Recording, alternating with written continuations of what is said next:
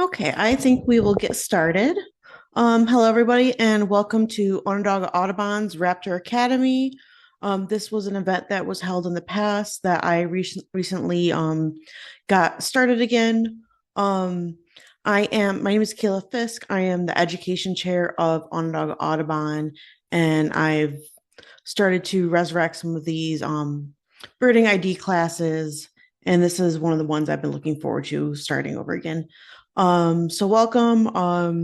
Hopefully some of you have been to Derby Hill in the past. Many of the information presented here is based on data collected from Derby Hill and the weather patterns that is presented there.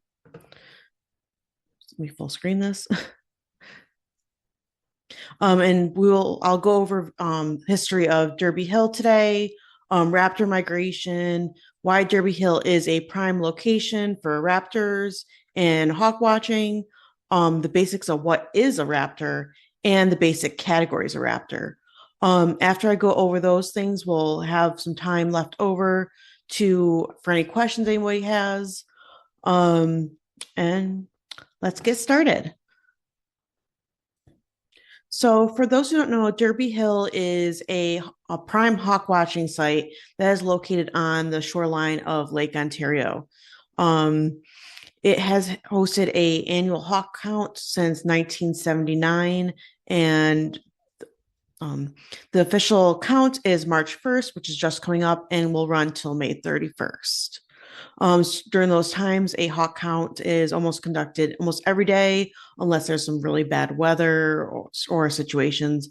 But for the most part, every single day there is our official hawk counter up there to count migrating birds are passing overhead. As of now, we're currently averaging about 60,000 raptors, which is quite a number of birds. Let's see. So if you haven't been there, now is a good time. Soon will be a good time to start checking the area. We have a hawk counter, David Brown, who will be starting March 1st. And if you pay attention to our Facebook page, he will do a prediction for what the weather is for the next day. So you know when would be a good time to check out and see what birds are passing over Derby Hill.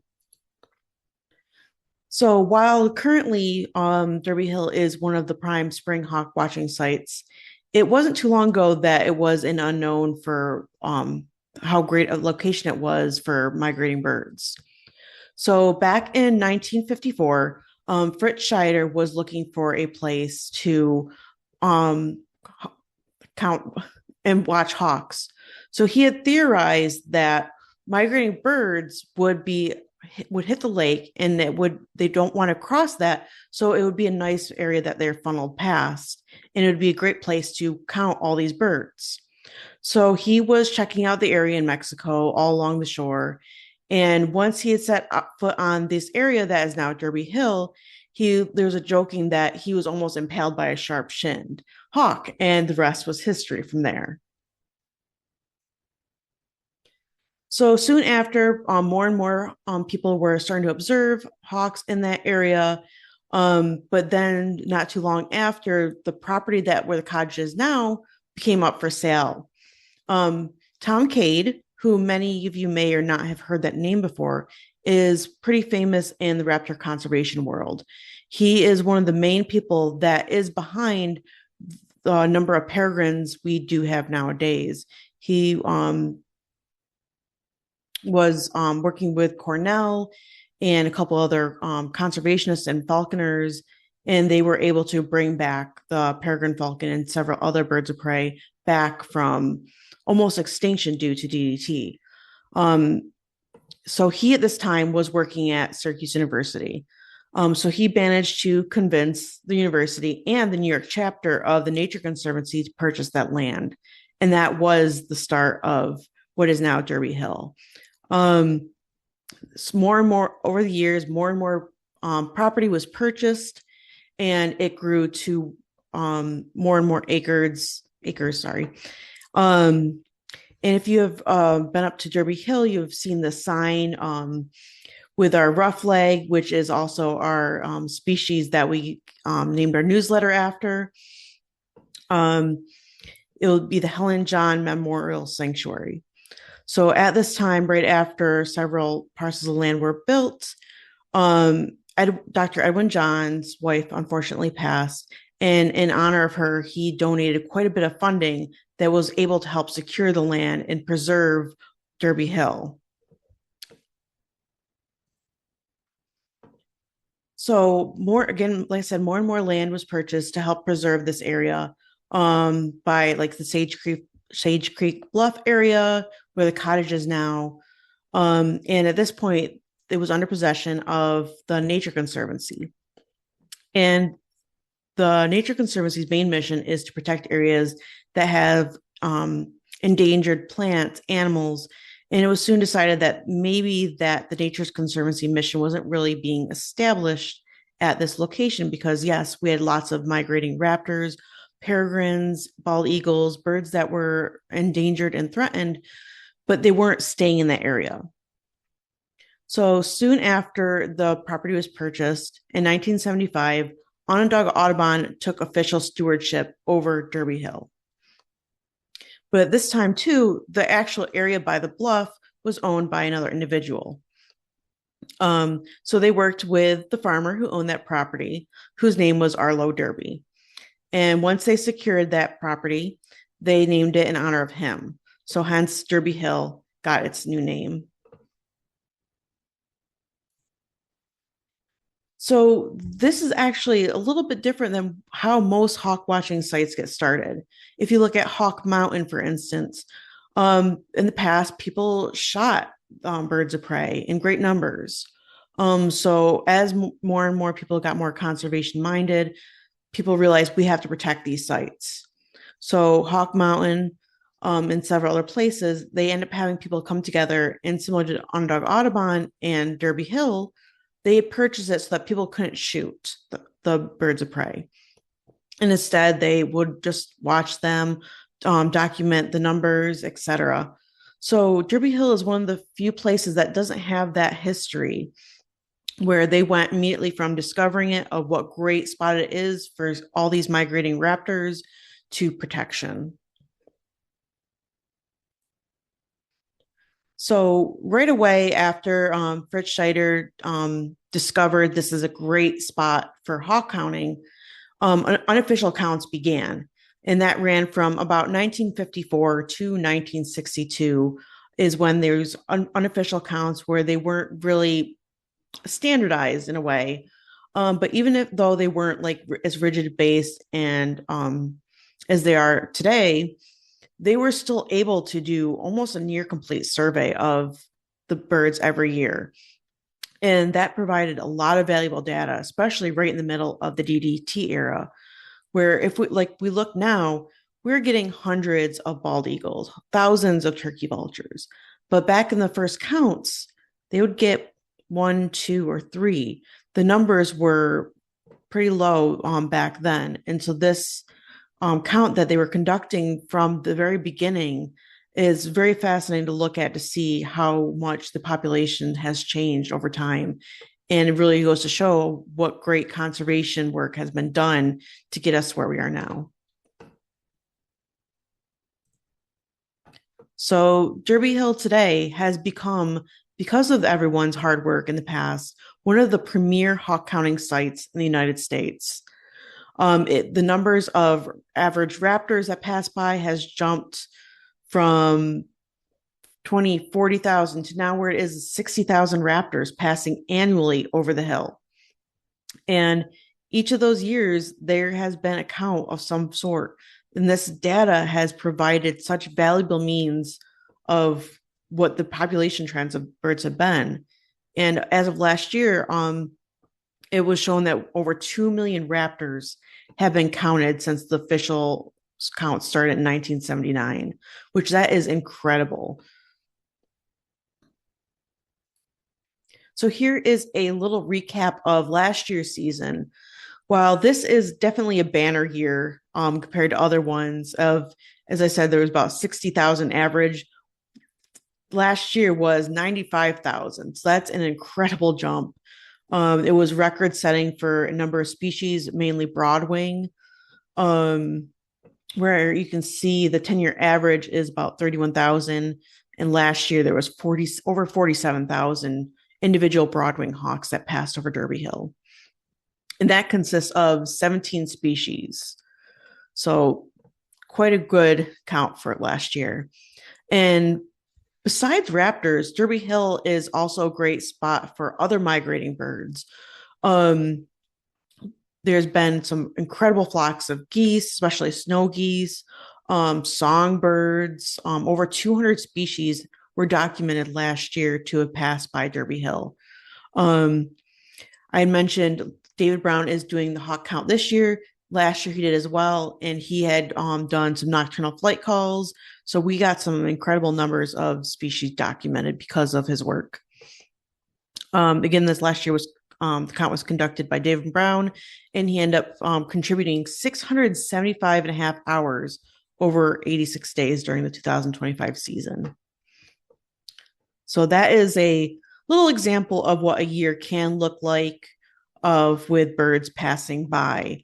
As you can see, there's quite a range. We don't have too many goshawks, but we do have quite a bit of turkey vultures, broadwing hawks, etc.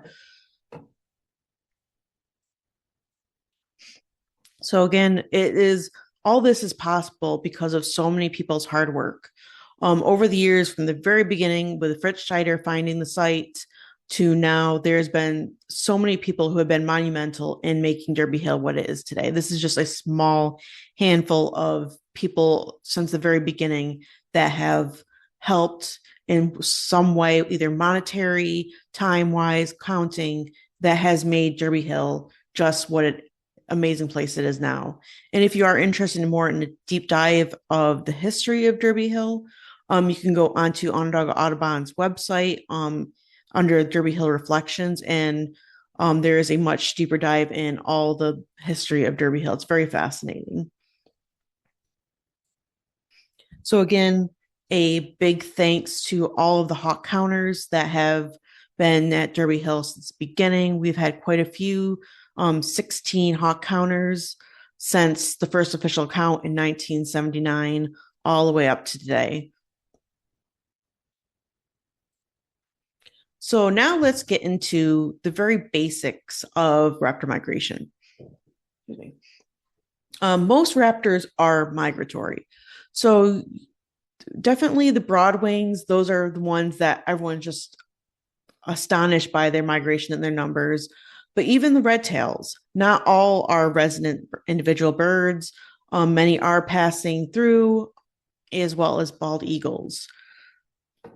But overall, most of the raptors are migratory in some sense. Some of these species, when they're passing through, depending on the wind, the weather, they can travel almost 300 miles in a day, which I believe that's about from the straight line from here to Washington, D.C., for example. That's just an incredible distance that they can cover.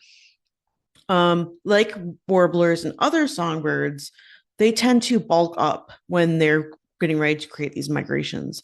And sometimes they can gain 10 to 20% of their body weight to be able to make these journeys. Most raptors are diurnals. But when we talk about raptors, we're also talking about owls. So those are the nocturnal migrants, but the red tails, broadwings, kestrels, these are all migrating during the day because they rely on the updrafts and thermals for their migration, which are only present in the day. Another interesting bit about raptor migration is they do tend to be predictable. And we can see that in other species besides raptors as well. For instance, if we're following and waiting desperately for our warblers to show up, we know they're pretty predictable. First week of May, or some other thrushes, they may show up within the same few days every single year. And raptors are no exception to that. So here is a little chart from Onondaga Audubon's website showing the typical migration times of each of our migratory raptors. So we can see, for the most part, turkey vultures are passing through from the very beginning of the hawk count to the very end. And then there's other species like the broadwing hawks. who aren't going to start showing up till mid-April. And these are all very predictable. We know that such and such time that these raptors are going to start showing up. And so it's just very interesting to see this chart and knowing when there's a particular species you want to see, you know when to show up.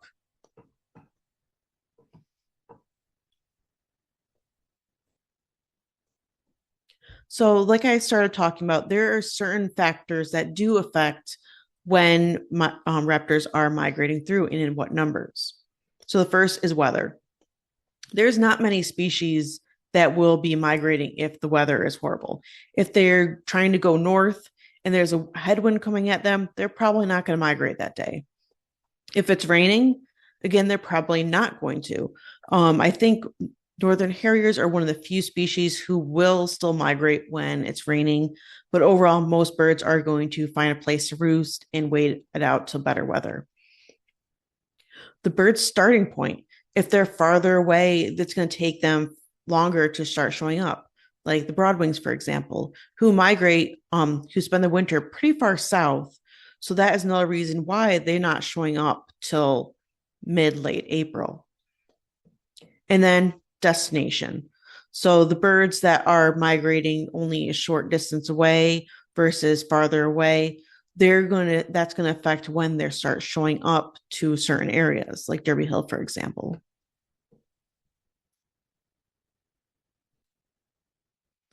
So, how do raptors migrate? Different species have different strategies. So, some will soar with little to no flapping. Turkey vultures are an excellent example of this. When you see them, how often do you actually see them flapping? Not very often.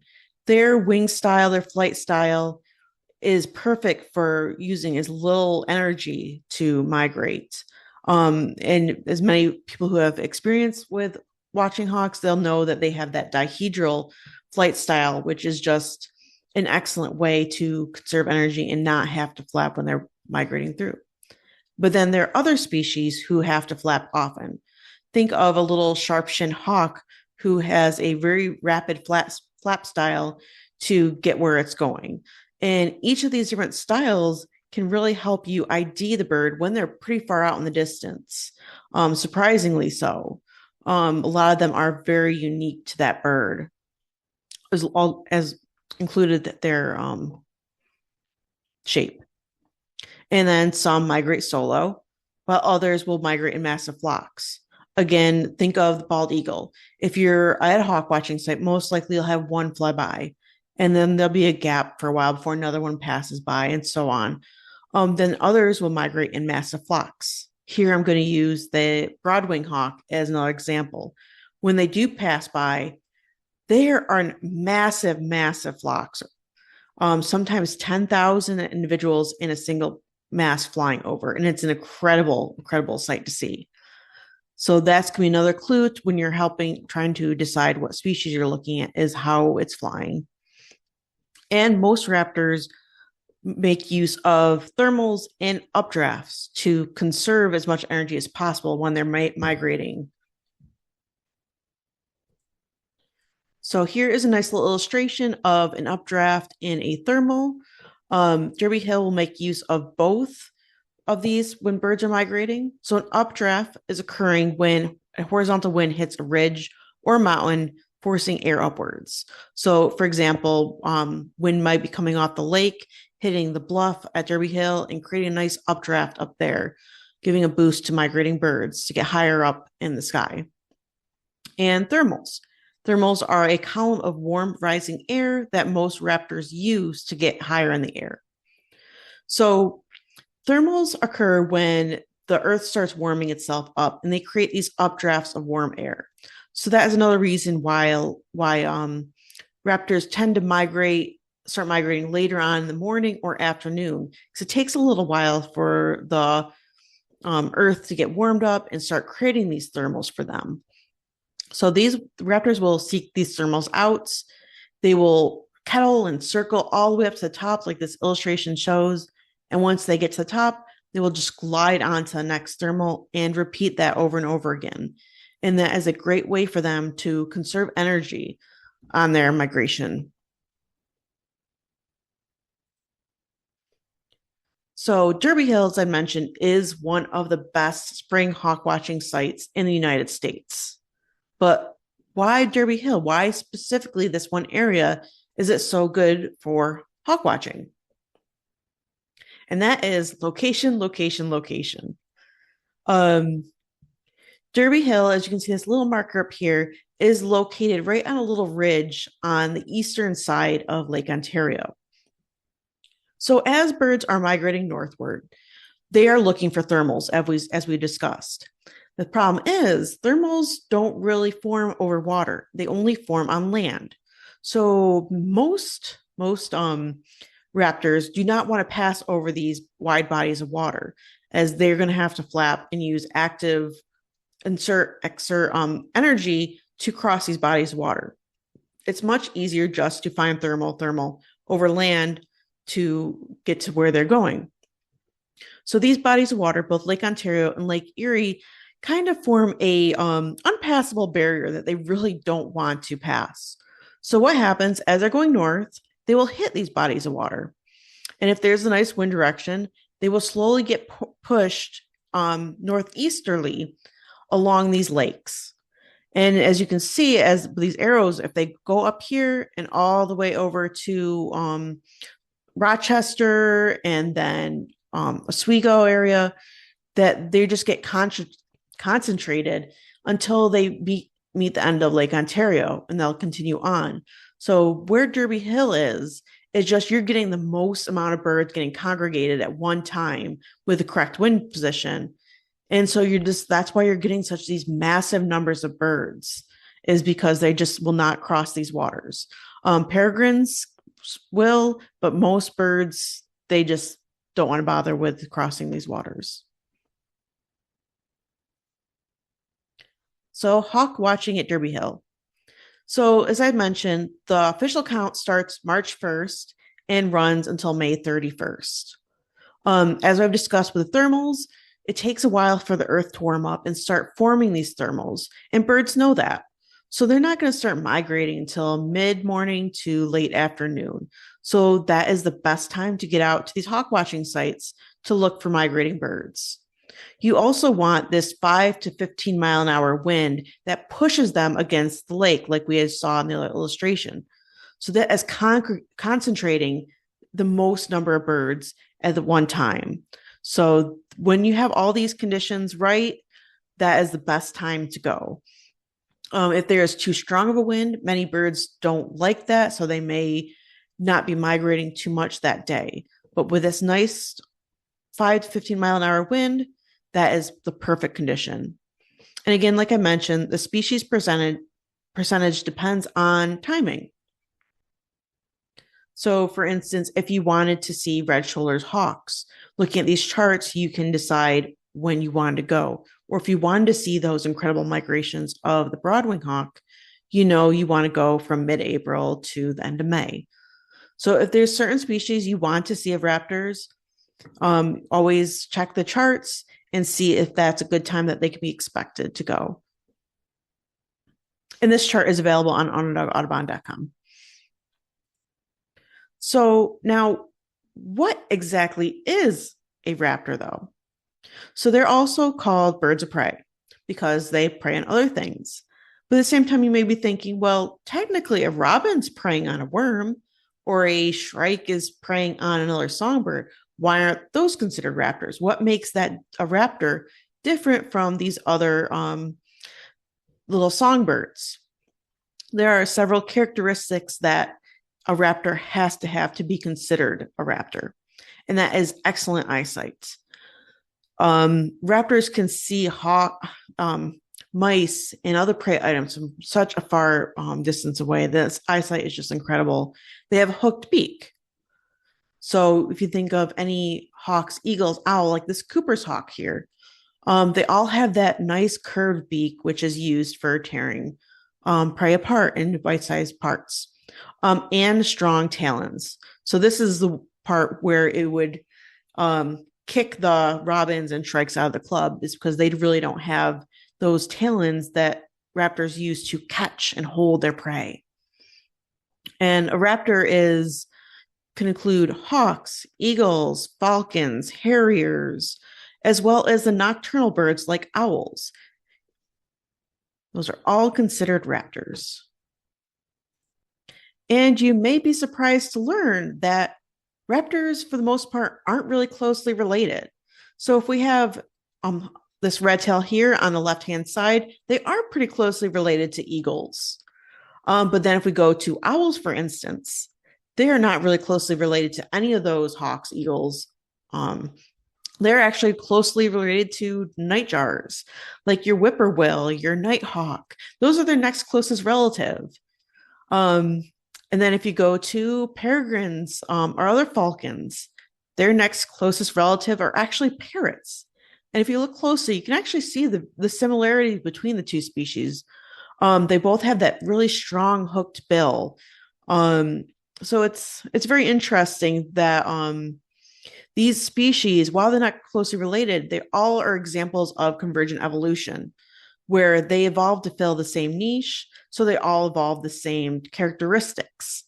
And then we have the vultures. Again, there's the New World vultures and the Old World vultures. So the Old World vultures are the ones that are in Europe, Asia, and those are actually very closely related to our hawks and eagles. But these New World vultures, like black vultures, turkey vultures, California condors, all those guys are actually more closely related to storks and herons. And again, convergent evolution, they evolved to fill the same niche as the Old World vultures and thus look very similar. But most of our raptors that are in different categories are not closely related at all. And it is a very interesting topic. So now that we know what a raptor is, there are several categories that raptors get broken down to when we think of hawks and eagles-ish. So in these species I'll go over are the ones that are primarily found over Derby Hill. So I'm not going to be really going over like Swainson's hawk, the caracaras, but these species will be ones that you would see if you go in person to Derby Hill or some of our statewide hawk watching areas.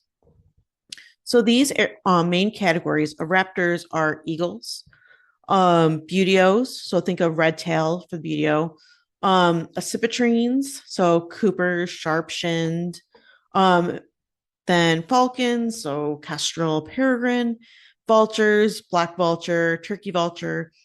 But then we also have some oddballs that kind of get lumped in their own little category.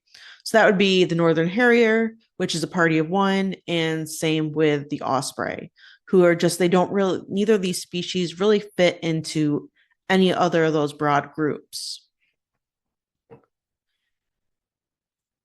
So first, let's go over the buteos. So these are the red-tailed hawk, the broad-winged hawk, the red-shouldered hawk, and the rough-legged hawk. And again, these are the ones that will be regular visitors, passerbys over Derby Hill. So buteos tend to have long, broad wings, a short, broad tail, and are often seen soaring. These are the species that like to hunt and live in open areas, and that is really reflected in their body shape. They are meant for just soaring, looking for prey below, and hunting small mammals in wide open areas. And then we have the accipitrines. So not too long ago, these were all just called the accipiters. But recently, they've discovered that some of these are not as closely related to, and like for instance, the goshawk is now in a different family. And so now it's just, instead of calling them all accipiters, we have to go to another broader family group and call them accipitrines. So this group consists of the Cooper's hawk, the sharp-shinned hawk, and the American goshawk. That again, this was another species that was recently renamed. It was the northern goshawk. Now we have the American goshawk.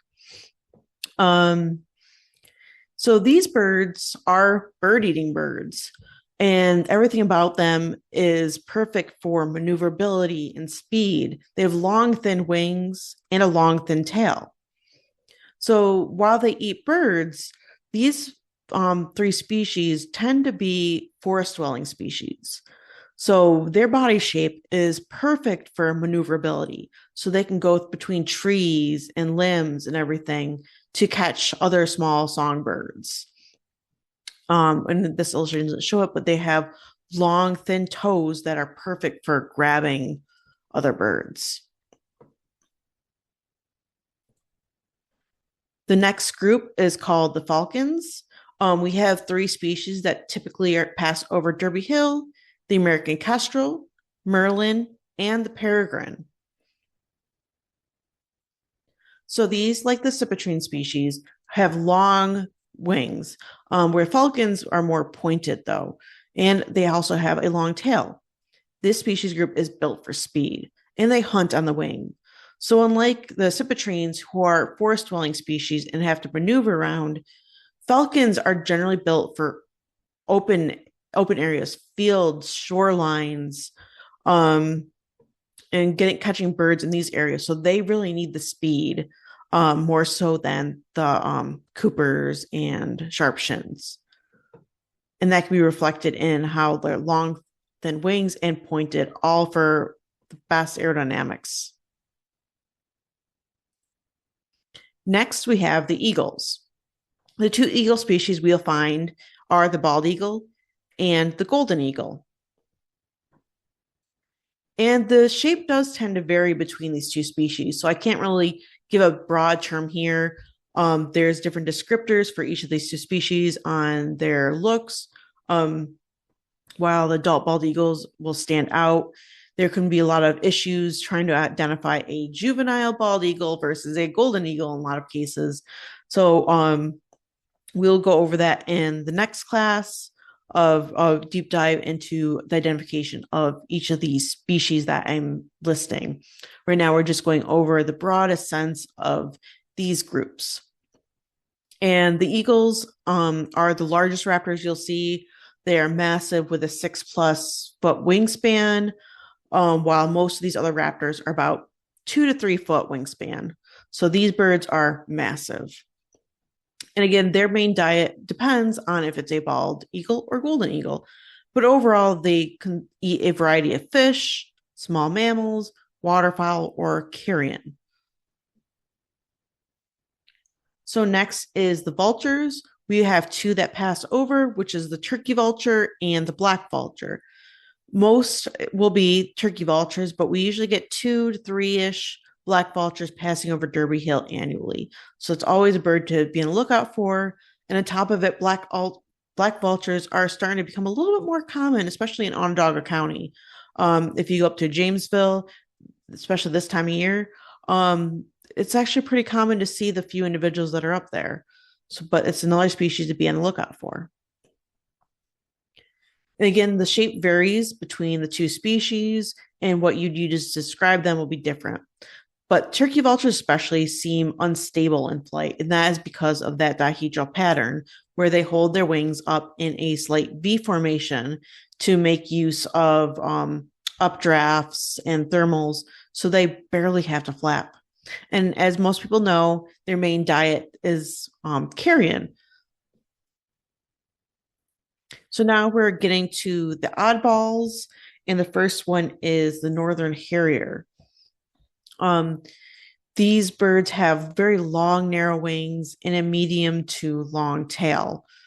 They are another one of our few species that are dimorphic, so you can actually tell the male from female apart.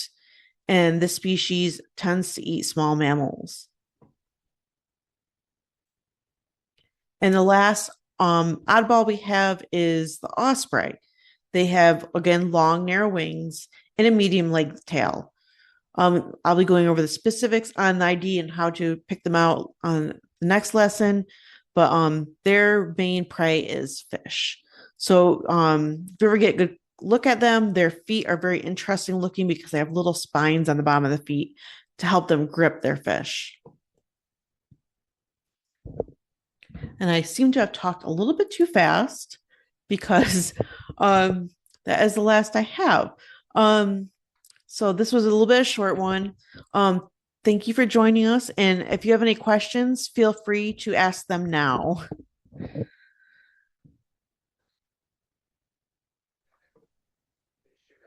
Kayla, Yep. it's Mary. Hi. Hello. I was hoping that you could refresh all our memories of why Derby Hill is a spring hawk migration and not a fall hawk migration. Yes. Let me just zoom back to my map. So when birds in the spring, birds are traveling northward. So when they're going northward, they're hitting this barrier and getting guided to where Derby Hill is. But in the opposite way, going down, that same barrier acts to divert them away from Derby Hill. So they'll be coming down and then traveling along down westward, most likely to Lake Erie and then down that way. So we're not in the main flyway for birds that are a fall migration, but the lakes are working in our favor for a spring migration. Thank you very much. Hi, this is Michelle Morningstar. I have a question regarding your recent completion of your atlas and how many birds that you have listed as far as raptors are concerned that are actually breeding in the state. I don't know that one offhand. Um, I am not too much involved with the Atlas parts. So I really can't say too much about on that part, unfortunately. Okay, thank you. Sorry. It's okay. So I'm wondering, this is Amy Huber. Hi. When people come up to Derby Hill, do you recommend they bring um, bag lunch or their own chairs, or what kind of facility is available to people that are visiting that may never Yeah. been there before?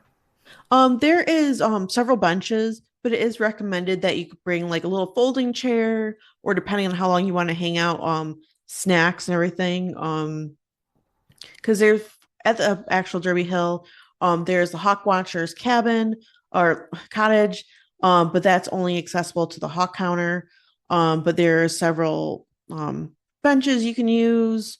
But depending on if it's a good day, those can get filled up really quickly. So yeah, bring a binocular spotting scope if you have one, a folding chair, and depending on how long you want to be there, little snacks. Thank you. Okay. Mhm. I have a question.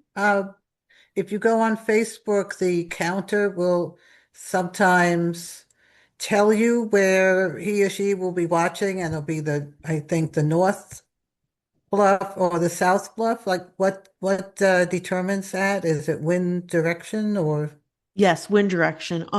So if there is a nice southerly wind, that'll push the birds right up against the lake. So they'll generally be counting from the north lookout. But if there's like a north wind instead, it tends to push birds a little bit farther south. So then they'll be at the south lookout.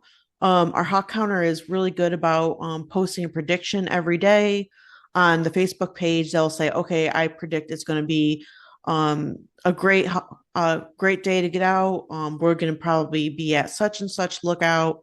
So definitely, if you are interested in looking for hawks, Derby Hill, keep a close eye on the Derby Hill Facebook page because there will be daily predictions of what if it's gonna be a good hawk counting day or not, and where to go. Right. Thank you. Mhm. I had a quick question. First of all, thanks so much. And No problem. second, what are the other species besides raptors that you guys commonly see come through Derby Hill? Oh, a lot. So some of the big flocks we get are like Canada geese, the red-winged blackbirds, snow geese. But there's been quite a variety of sparrow species, lots of warblers. Um, there's a red-headed woodpecker that's regularly seen up there.